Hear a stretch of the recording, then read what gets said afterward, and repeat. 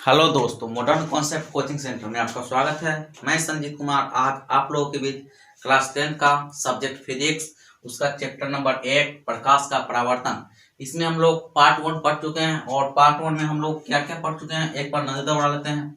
सबसे पहले हम लोग पार्ट 1 में प्रकाश के बारे में पढ़ लिए हैं। उसके बाद क्या पढ़े हैं, प्रकाश के बाद हमने पढ़ा था प्रदीप्त वस्तु क्या होता है, प्रदीप्त वस्तु पढ़ लिए हैं। उसके बाद अप्रदीप्त वस्तु पढ़ लिए हैं, अप्रदीप्त वस्तु पढ़ लिए हैं।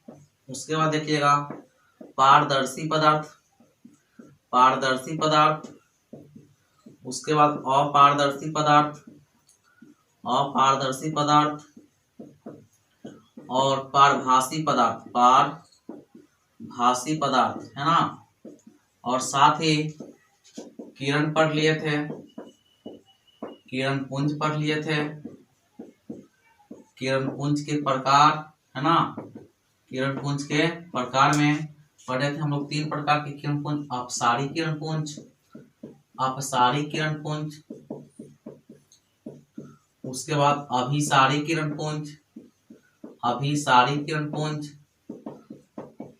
और एक और था समांतर किरण पुंज है ना, समांतर किरण पुंज। तो पार्ट 1 में हमने पढ़ा प्रकाश, प्रदीप्त वस्तु, अप्रदीप्त वस्तु, पारदर्शी पदार्थ, अपारदर्शी पदार्थ, पारभासी पदार्थ, किरण क्या होता है, किरण पुंज क्या होता है, प्रकार, किरण पुंज के प्रकार पढ़ लिए थे। और किरण पुंज के 3 प्रकार, अपसारी किरण पुंज, अभिसारी और समांतर। जो भी दोस्त अगर पार्ट 1 नहीं देखे हैं जाके पार्ट 1 देखिएगा, उसके बाद पार्ट 2 देखिएगा है ना। तो पार्ट 2 में आज हम लोग क्या क्या पढ़ने वाले हैं, तो पार्ट 2 आज इम्पोर्टेंट है। इसमें हम लोग प्रकाश के परावर्तन के बारे में जानने वाले हैं है ना। तो प्रकाश का परावर्तन क्या होता है उसके बारे में जानेंगे। तो अगला टॉपिक बना लिया जाए प्रकाश का परावर्तन, प्रकाश का परावर्तन, प्रकाश का परावर्तन। और देखिएगा तो चैप्टर का नाम भी यही है। और 2022 इस बार जो एग्जाम हुआ है उसमें 2 नंबर का ये क्वेश्चन एक पूछे हुआ था है ना। 2 नंबर वाले क्वेश्चन में प्रकाश का परावर्तन पूछे हुआ था इस साल, इसलिए इसको गौर से सुनिएगा क्या होता है। मान लिया जाए ये कोई भी पदार्थ है ना, ये आपका अपारदर्शी पदार्थ है, अपारदर्शी पदार्थ है।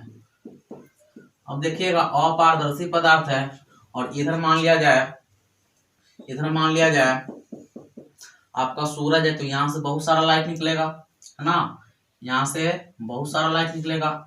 अब देखिएगा अपारदर्शी पदार्थ है, तो ये अपारदर्शी पदार्थ पर क्या आ रहा है, प्रकाश आ रहा है, लाइट आ रहा है, तो इसको बोलेंगे क्या बोल सकते हैं हम लोग, आने वाली किरण, आने वाली किरण है ना।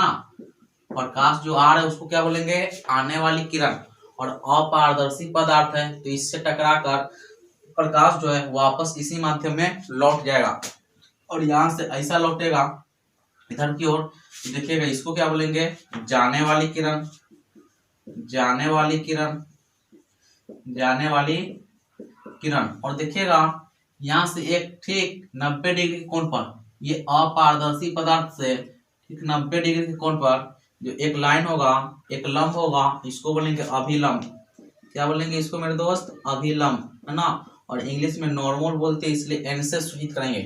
फिर से देखिएगा कोई अपारदर्शी पदार्थ है, इस पे किरण आ रहा है, आने वाली किरण को आने वाली किरण, और फिजिक्स के भाषा में हम लोग इसको बोलते हैं आपतित किरण। क्या बोलते हैं मेरे दोस्त, फिजिक्स में आने वाली किरण को आपतित किरण।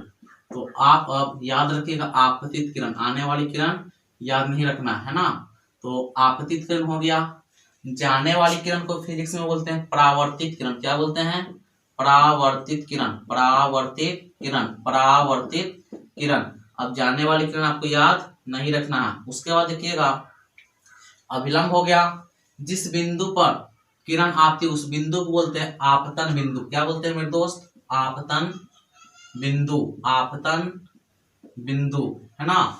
उसके बाद देखिएगा अपारदर्शी पदार्थ को अपारदर्शी न बोल के यहाँ पे बोलेंगे परावर्तक सतह। क्या बोलेंगे, परावर्तक सतह, परावर्तक सतह। तो देखिएगा पहला नंबर प्रकाश का परावर्तन क्या होता है, तो ये आपका कोई चिकना सतह है ना, ये आपका क्या है, कोई चिकना सतह। तो प्रकाश का किसी चिकना सतह से टकराकर वापस इसी माध्यम में लौट जाना, देखिएगा यह माध्यम में आ गया, इधर नहीं गया, है ना। तो प्रकाश का किसी चिकना सतह से टकराकर वापस इसी माध्यम में लौट आना क्या कहलाता है? प्रकाश का परावर्तन। फिर से सुनिएगा, प्रकाश का किसी चिकना सतह से टकराकर उसी माध्यम में लौट जाना क्या कहलाएगा? प्रकाश का परावर्तन। फिर से एक बार, प्रकाश का किसी चिकना सतह से टकराकर वापस उसी माध्यम में लौट जाना प्रकाश का परावर्तन कहलाएगा। इसका डेफिनेशन लिखा जाए, डेफिनेशन क्या होगा? तो लिखिएगा, प्रकाश का किसी चिकना सतह से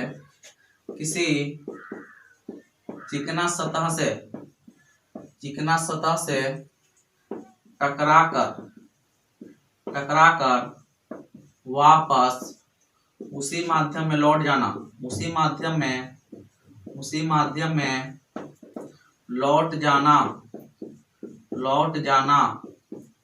प्रकाश का परावर्तन कहलाता है। प्रकाश का परावर्तन कहलाता है ना। तो प्रकाश का परावर्तन क्या होता है मेरे दोस्त? प्रकाश का किसी चिकना सतह से टकराकर वापस उसी माध्यम में लौट जाना प्रकाश का परावर्तन कहलाता है। आगे देखिएगा, प्रकाश के परावर्तन में फिलहाल अभी कोई दिक्कत नहीं होनी चाहिए। आगे देखिएगा, प्रकाश के परावर्तन के नियम के बारे में जानेंगे, है ना। तो आगे देखिएगा, प्रकाश के परावर्तन के नियम में जानते हैं, प्रकाश के परावर्तन के नियम। तो आगे देखिएगा, प्रकाश के परावर्तन के बहुत दो नियम है। कितने नियम है? दो नियम। प्रकाश के परावर्तन का कितना नियम? दो नियम। प्रकाश के परावर्तन का दो नियम है। याद रखिएगा, क्वेश्चन पूछा गया है कि प्रकाश के परावर्तन का कितने नियम? तो दो नियम। और थोड़ा सा देखिए, प्रकाश का परावर्तन क्या होता है ना। तो प्रकाश का किसी चिकना सतह से टकराकर वापस उसी माध्यम में लौट जाना प्रकाश का परावर्तन कहलाता है। अब देखिएगा, ये आपका कोई परावर्तक सतह है।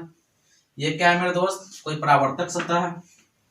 ये आपका कोई परावर्तक सतह जिसपे लाइट आता है उसको बोलते हैं परावर्तक सतह। इधर मान लिया जाए कोई लाइट देने वाला स्रोत है, अर्थात सूरज मान लेते हैं।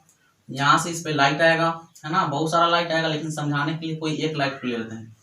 यहाँ से लाइट आ गया, इसको क्या बोलेंगे? आने वाली किरण है, उसको आपतित किरण बोलते हैं, आपतित किरण। और यहाँ से ये टकरा कर वापस इसी माध्यम में लौट जाएगा, तो जाने वाली किरण को परावर्तित किरण। और जिस बिंदु पर आता है लाइट उसको क्या बोलते हैं? आपतन बिंदु। उसके बाद परावर्तक सतह से ठीक 90 डिग्री के कोण पर एक लंब होता है, इसको क्या बोलते हैं? इसको बोलते हैं अभिलंब। क्या बोलते हैं मेरे दोस्त? अभिलंब, नॉर्मल, है ना। उसके बाद देखिएगा, उसके बाद देखिए परावर्तक सतह हो गया, इस पे लाइट आ रहा है, जिस बिंदु पर लाइट आ रहा है उसको आपतन बिंदु, और आपतन बिंदु से टकराकर वापस जो जाने वाला लाइट है उसको परावर्तित किरण, और परावर्तक सतह से 90 डिग्री के कोण पर एक लंब है जिसको अभिलंब बोल दिए। अब देखिएगा, लंब अर्थात अभिलंब और आपतित किरण के बीच में कुछ ना कुछ कोण बन रहा है ना। और इस कोण को ऐसे सूचित करेंगे, इसका नाम क्या होगा? इसका नाम होगा आपतन कोण। क्या होगा? आपतन कोण। इसका क्या नाम होगा मेरे दोस्त? आपतन कोण। उसी प्रकार देखिएगा, अभिलंब और परावर्तित किरण के बीच में भी कुछ कोण बन रहा है ना। इसको आर से सूचित करेंगे और इसका नाम होगा परावर्तन कोण। क्या होगा नाम? परावर्तन कोण, है ना। तो फिर से यहाँ पर देखा जाए, ये आपका परावर्तक सतह हो गया, है ना। और ये आपका कोई लाइट निकलने वाला स्रोत है, हमने माना सूरज है ना। तो यहाँ से लाइट आ रहा है, तो आने वाली किरण को आपतित किरण, जिस बिंदु पर आ रहा है उसको आपतन बिंदु, और यहाँ से टकरा कर जाने वाली किरण को परावर्तित किरण, और परावर्तक सतह से 90 डिग्री कोण पर जो होगा उसको अभिलंब या नॉर्मल बोलेंगे। और देखिएगा, आने वाली किरण अर्थात आपतित किरण और अभिलंब के बीच में जो कोण बन रहा है उसको बोलेंगे आपतन कोण, और अभिलंब और परावर्तित किरण के बीच में जो कोण बन रहा है उसको परावर्तन कोण r से सूचित करेंगे। अब देखिएगा प्रकाश के परावर्तन के नियम है ना, प्रकाश के परावर्तन के कितने नियम है मेरे दोस्त, प्रकाश के परावर्तन के 2 नियम है। तो पहला नंबर में हम देखेंगे कि पहला नियम क्या कहता है, पहला नियम क्या कहता है उसको देखेंगे। देखिएगा पहला नियम कहता है कि आपतित किरण, परावर्तित किरण और आपतन बिंदु पर डाला गया अभिलंब तीनों एक ही समतल में, देखिएगा तो तीनों एक ही समतल में है ना, या एक ही माध्यम में बोल सकते हैं। क्या है पहला नियम कि आपतित किरण, परावर्तित किरण और आपतन बिंदु पर डाला गया अभिलंब तीनों एक ही माध्यम में होता है या तीनों एक ही समतल में होता है। लिखा जाए पहला नियम कि आपतित किरण, आपतित किरण, परावर्तित किरण, परावर्तित है ना, परावर्तित किरण, परावर्तित किरण तथा आपतन बिंदु पर डाला गया अभिलंब, आपतन बिंदु पर, आपतन बिंदु पर डाला गया अभिलंब, डाला गया अभिलंब है ना, तीनों तीनों तीनों एक ही समतल में होता है, समतल में होता है ना, तीनों एक ही समतल में होता है। फिर से देखिएगा पहला नियम क्या कहता है कि आपतित किरण, परावर्तित किरण और आपतन बिंदु पर डाला गया अभिलंब तीनों एक ही समतल में होता है। दूसरा नियम क्या कहता है, तो दूसरा का नियम देखेंगे है ना, दूसरा नियम देखेंगे। आप लोग फिगर भी बनाइएगा तो ज्यादा समझ में आएगा है ना। तो आगे हम लोग दूसरा का नियम देखेंगे। आगे हम लोग क्या देखेंगे मेरे दोस्त, दूसरा नियम, आगे हम लोग दूसरा नियम देखेंगे। दूसरा नियम क्या कहता है, दूसरा नियम है ना, दूसरा नियम देखिएगा, हमने बोला कि आपतित किरण और अभिलंब के बीच में जो कोण बन रहा है उसको आई से सूचित करेंगे और उसको बोलेंगे आपतन कोण। उसी प्रकार अभिलंब और परावर्तित किरण के बीच में जो कोण बन रहा है उसको परावर्तन कोण या आर से सूचित करेंगे। तो दूसरा का नियम कहता है कि आपतन कोण और परावर्तन कोण आपस में बराबर होता है। मान लिया जाए ये 30 डिग्री है तो परावर्तन कोण भी 30 डिग्री होगा, ये अगर 60 डिग्री होगा तो परावर्तन कोण भी 60 डिग्री होगा है ना। तो दूसरा का नियम कहता है कि आपतन कोण का मान, आपतन कोण का मान, आपतन कोण का मान तथा तथा परावर्तन कोण का मान, परावर्तन कोण का मान, परावर्तन कोण का मान आपस में बराबर होता है, आपस में बराबर होता है, बराबर होता है ना। दूसरा नियम क्या कहता है मेरे दोस्त कि आपतन कोण का मान और परावर्तन कोण का मान आपस में बराबर होता है। और नीचे में फॉर्मूला बन गया आपका आपतन कोण, आपतन कोण बराबर हो गया परावर्तन कोण, परावर्तन कोण और आपतन कोण को आई से, परावर्तन कोण को आर से। तो आई बराबर आर भी आप लोग लिख सकते हैं है ना, याद रखिएगा। तो प्रकाश का परावर्तन क्या था, प्रकाश का किसी चिकनी सतह से टकराकर वापस उसी माध्यम में लौटने की घटना को प्रकाश का परावर्तन कहते हैं। प्रकाश के परावर्तन के कितने नियम, तो प्रकाश के परावर्तन के 2 नियम कौन कौन। पहला नियम क्या कहता है कि आपतित किरण, परावर्तित किरण और आपतन बिंदु पर डाला गया अभिलंब तीनों एक ही समतल में होता है। दूसरा नियम क्या कहता है कि आपतन कोण का मान और परावर्तन कोण का मान आपस में बराबर होता है। इस पे क्वेश्चन क्या बन जाएगा, क्वेश्चन बनेगा कि प्रकाश के है ना, प्रकाश के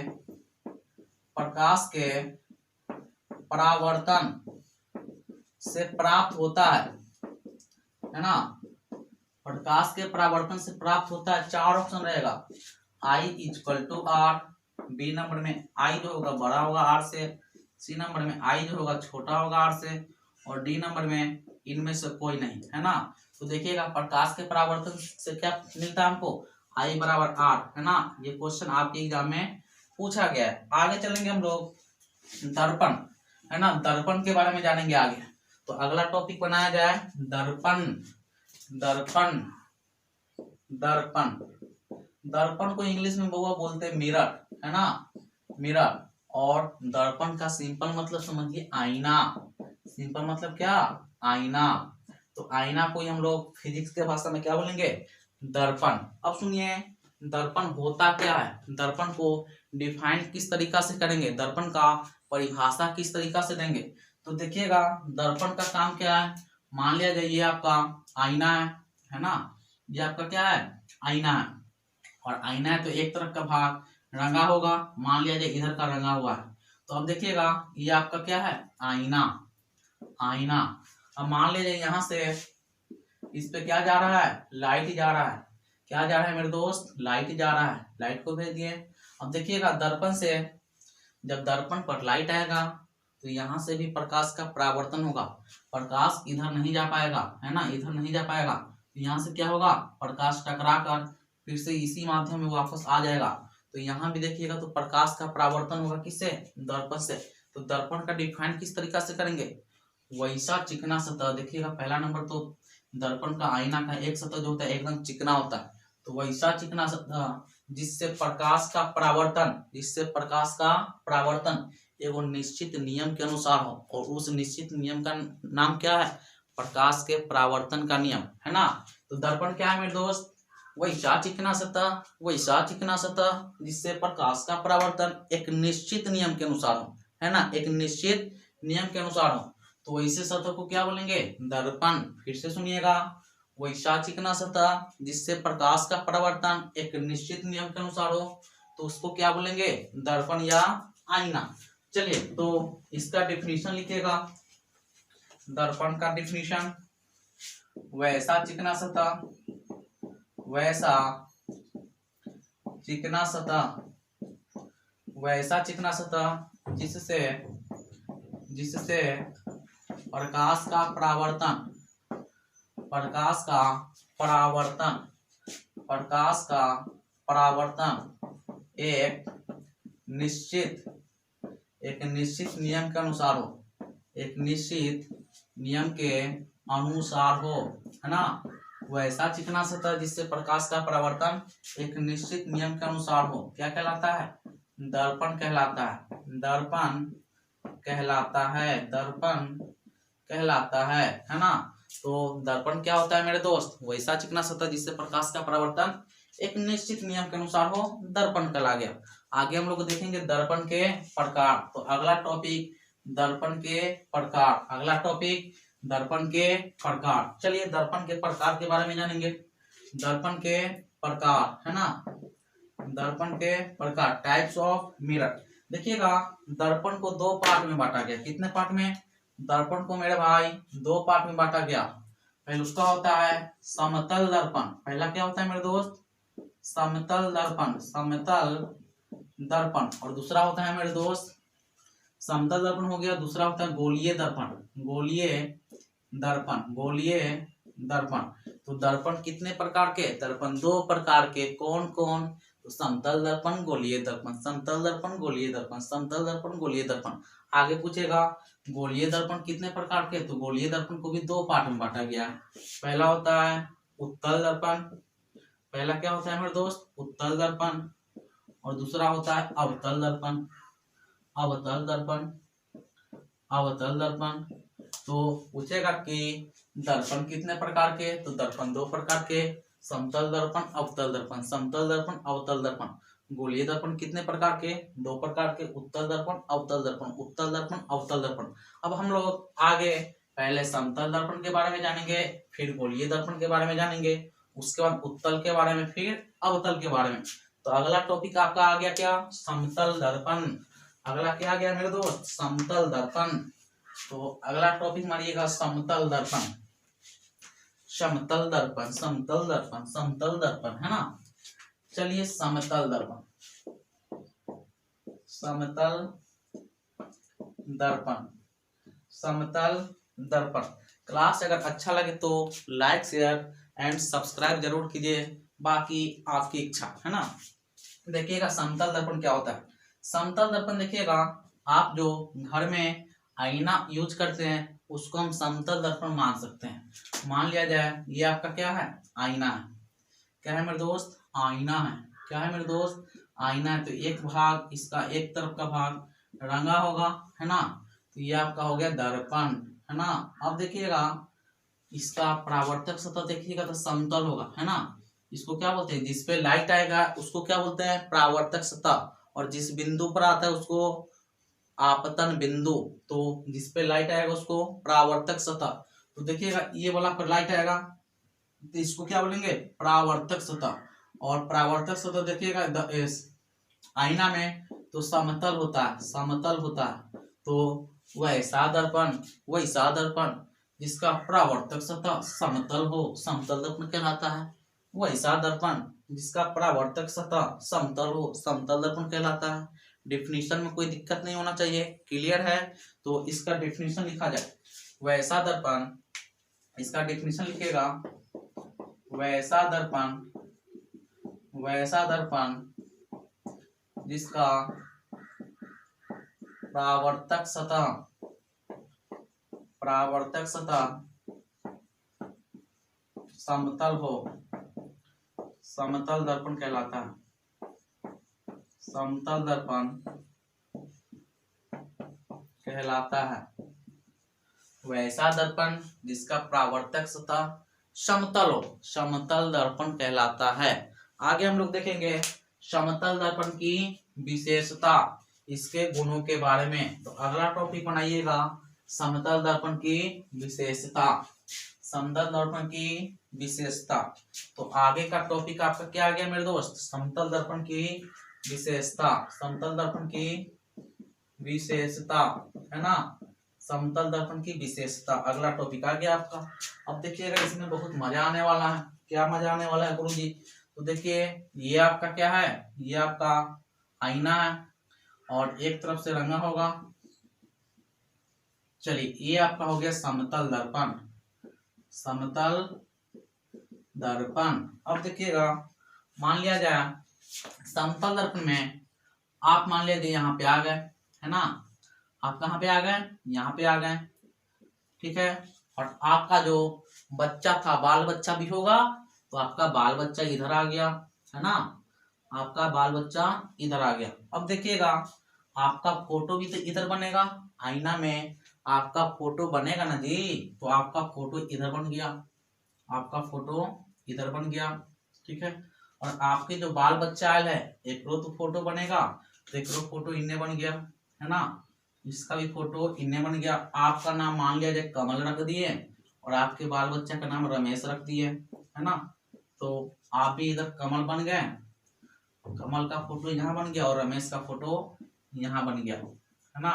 तो देखिएगा आप आईना के नजदीक में है तो आपका फोटो भी आईना के नजदीक में बनेगा, आप आईना के नजदीक में है तो आपका फोटो भी आईना के नजदीक में बनेगा।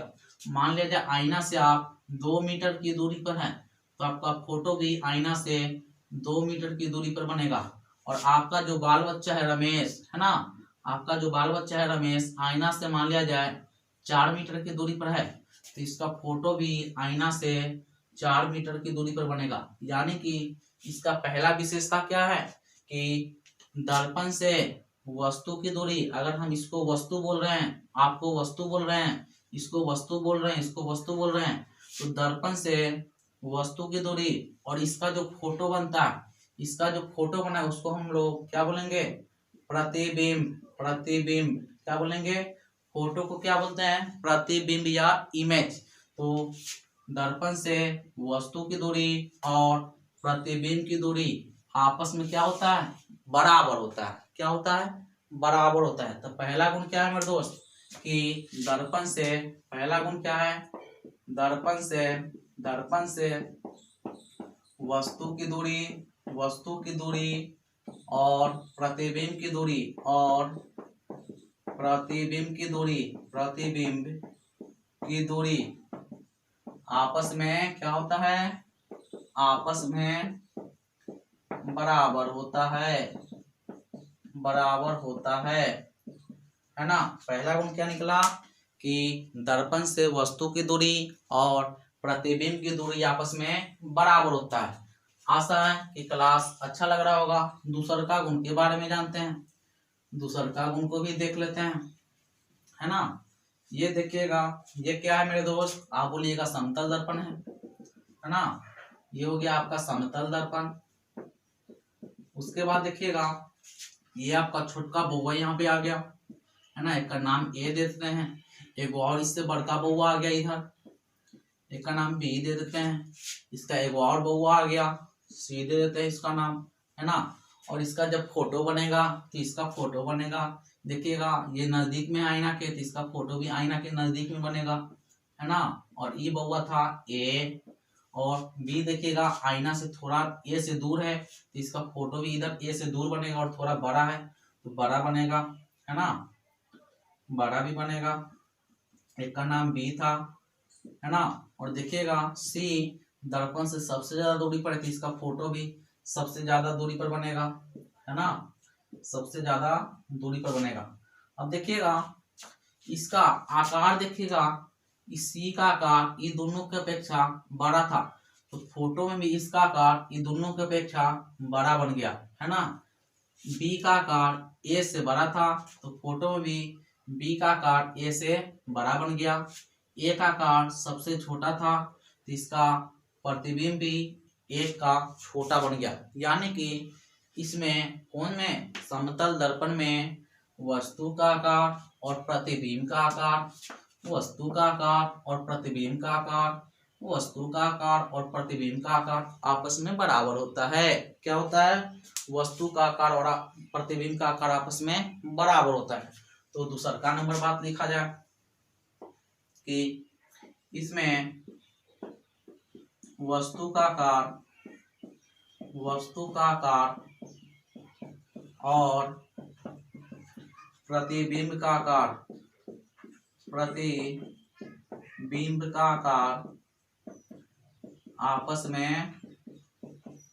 आपस में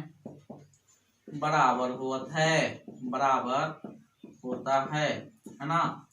आगे तीसरा प्रॉपर्टीज की ओर बढ़ेंगे, है ना। हम देखिएगा तीसरा प्रॉपर्टीज इसी में देख लेते हैं। आप देखिएगा मान लिया जाए आपका पैर नीचे है और यहाँ भी इसका प्रतिबिंब नीचे बन रहा है, पैर नीचे बन रहा है, आपका मुंह ऊपर था और पैर नीचे है ना। तो फोटो में जो बन रहा है मुंह ऊपर बन रहा है और पैर नीचे बन रहा है। यानी कि हम ऐसा बोल सकते हैं कि इसमें जो प्रतिबिंब बन रहा है आपका वो सीधा बन रहा है। क्या बोल सकते हैं मेरे दोस्त, इसमें जो प्रतिबिंब बन रहा है वो सीधा बन रहा है। कैसा बन रहा है, सीधा बन रहा है।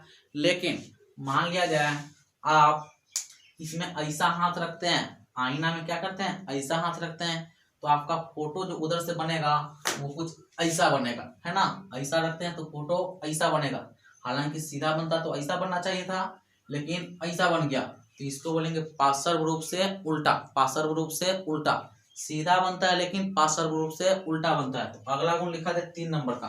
अगला गुण क्या आएगा मेरे दोस्त, अगला गुण आएगा, अगला गुण 3 नंबर, इसमें बना प्रतिबिंब हमेशा सीधा होता है, है ना। परंतु सीधा होता है परंतु पार्श्व उल्टा होता है ना। पार्श्व रूप से उल्टा होता है। आशा है समझ में आ रहा होगा कि इसमें प्रतिबिंब तो सीधा बनेगा लेकिन पार्श्व रूप से उल्टा बनेगा। अगर उल्टा पूरा बनता तो आपका यहाँ पे मुंह ऊपर है तो यहाँ पे मुंह नीचे होना चाहिए, तब उसको उल्टा बोलेंगे। लेकिन मुंह ऊपर है और गोर नीचे है तो इसमें भी पढ़ना प्रतिबिंब ऊपर होगा मुंह और गोर नीचे होगा। लेकिन देखिएगा तो ऐसा अगर आप इधर खड़ा है तो आपका फोटो उधर से इधर की ओर खड़ा होगा, इसको बोलेंगे पार्श्व रूप से उल्टा। ठीक है, आगे चलेंगे हम लोग अगले गुण की तरफ। अगला गुण की तरफ चलेंगे।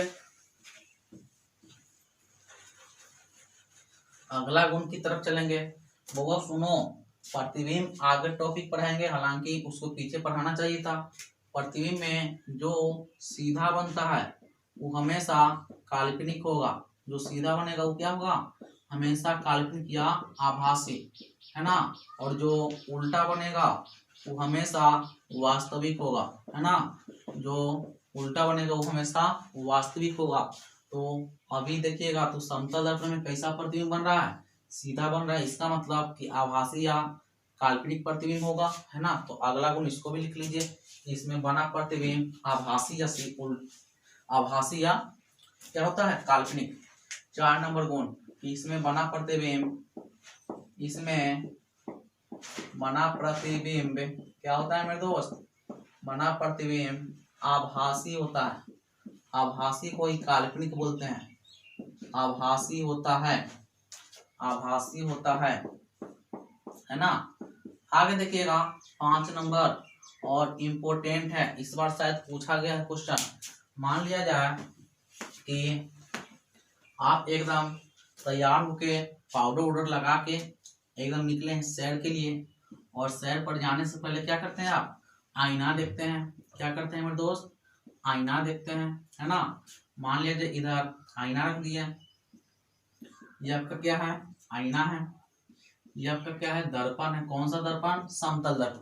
अब देखिएगा आपकी ऊंचाई मान लिया जाए, कितना मान ले, 6 फीट है। आपकी ऊंचाई कितना है, 6 फीट। तो आपको अगर अपना पूरा फोटो देखना है, आपका अगर अपना पूरा फोटो देखना है आईना में, तो आईना की ऊंचाई कम से कम कितना होना चाहिए, तो आपकी जितना ऊंचाई है उसका कम। हाँ, हम बोल रहे थे कि आप अपना अगर पूरा फोटो देखना चाहते हैं, आप अपना पूरा फोटो देखना चाहते हैं, तो दर्पण की ऊंचाई कितना होना चाहिए। तो आपका जितना ऊंचाई है, आपका ऊंचाई कितना है, 6 फीट। तो आईना की ऊंचाई कम से कम 3 फीट होना चाहिए, या इससे ज्यादा भी होगा तो चलेगा, लेकिन कम से कम कितना होना चाहिए, 3 फीट, अर्थात आपकी ऊंचाई का ठीक आधा। तो अगला लिखिएगा छठा गुण, छठा नहीं 5वां गुण आएगा ना। लिखिएगा कि किसी वस्तु का पूरा प्रतिबिंब देखने के लिए दर्पण की ऊंचाई वस्तु की ऊंचाई की आधी होनी चाहिए, है ना। तो आगे की क्लास नेक्स्ट वीडियो में करेंगे, फिलहाल इतना ही रहने देते हैं। Thank you.